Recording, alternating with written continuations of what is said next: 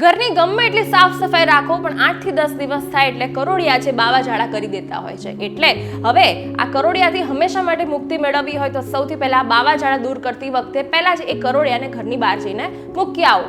હવે એવી ટિપ્સ આપું, આ 3 ટિપ્સ જેનાથી ઘરમાં બાવા ઝાડા ફેલાવાવાળા કરોડિયા જ નહીં આવે. પહેલું, લીંબુ કે સંતરાની છાલ. બીજું, તંબાકુની ઢગલી. અને ત્રીજું છે પીપરમેન્ટ ઓઇલ.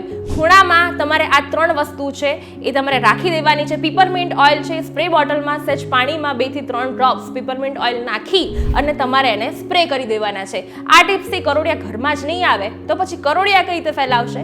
હવે બીજી વાત એ કહું કે ઘણીવાર આ કરોડિયા તમને બાઇટ કરી જાય તો એના પર શું લગાવી શકાય? તો 3 એવી વસ્તુ લગાવી શકાય. સૌથી પહેલું એલોવેરા જેલ, બીજી વસ્તુ રોઝ ઓઇલ અને ત્રીજી વસ્તુ લેવેન્ડર ઓઇલ. જો તમને કરોડિયા કરડી જાય ને ચકામાં થઈ જાય તો આ 3 માંથી કોઈનો પણ ઉપયોગ કરી શકાય છે.